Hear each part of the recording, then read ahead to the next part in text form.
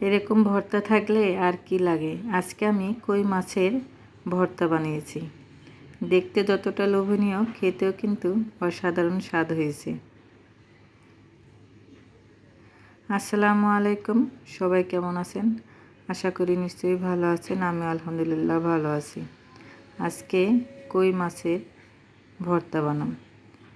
আমরা তো ইলিশ মাছের ভর্তা খাই, কই মাছের ভর্তা কি খেয়েছেন কখনো? কই মাছের ভর্তাও কিন্তু অসাধারণ মজা। তো কই মাছটা ভালো করে ধুয়ে লবণ আর হলুদ দিয়ে মাখিয়ে ভাজতেছি। আস্তে আস্তে ভাজতেছি, একদম কড়া করে ভাজা যাবে না, তাহলে কাটা বাছতে কষ্ট হয়ে যাবে। কাটাটা মাছের সাথে একদম শক্ত হয়ে যায়। লো হিটে আস্তে আস্তে ভেজে নেব, কড়া করে ভাজবো না।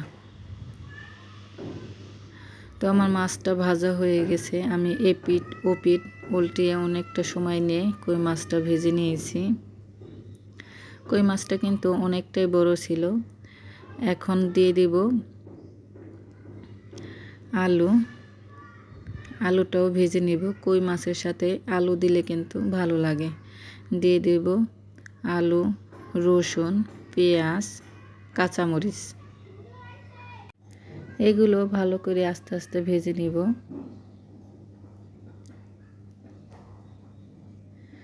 আমার কিন্তু ভাজা হয়ে গেছে, আলুটা সিদ্ধ হয়ে গেছে, নামিয়ে নিলাম। আমি এই সব কিছু ভাজছি কিন্তু সরিষার তেল দিয়ে। সরিষার তেলের ভর্তা কিন্তু খুব মজা। তো এই তো ভাজা হয়ে গেছে। এখন আমি সবগুলো হাতে চটকাই নেব। আগে মাছটা সুন্দর করে বেছে নিই, মাছের মধ্যে অনেক বড় বড় কাঁটা আছে। আমার এই ভিডিওটি যেখান থেকে দেখতেছেন তাদের অসংখ্য ধন্যবাদ। ভিডিও দেখার সময় একটা লাইক দিয়ে ভিডিও দেখবেন। আর আমার ভিডিও কেমন লাগে কমেন্টে জানাবেন। আমার ফেসবুক পেজটা সবাই ফলো দেবেন। আমার মাছ বাছা প্রায় শেষ। বড় মাছ তো তেমন ছোট ছোট কাটা নেই, সবগুলো কাটা বড় বড়। এখন আমি সবগুলো চটকায় নেব। রসুন, পেঁয়াজ, কাঁচামরিচ, আলুটা খুবই গরম।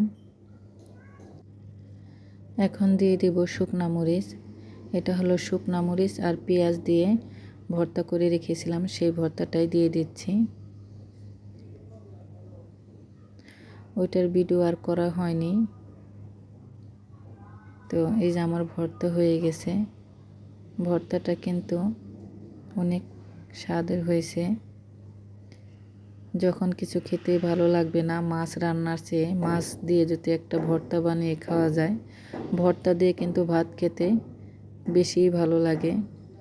দেখতে যতটা লোভনীয়, খেতেও অনেক মজা হয়েছিল। আমি যে প্লেটে ভর্তা বানিয়েছি সেই প্লেটেই আমি ভাত খেয়ে নেব। ভর্তাটা অনেক মজা হয়েছে। আপনারা চাইলে এইভাবে ভর্তা বানিয়ে খেতে পারেন। তো আমি খেতে খেতে বিদায় নিচ্ছি। সবাই ভালো থাকবেন, সুস্থ থাকবেন। আল্লাহ হাফেজ।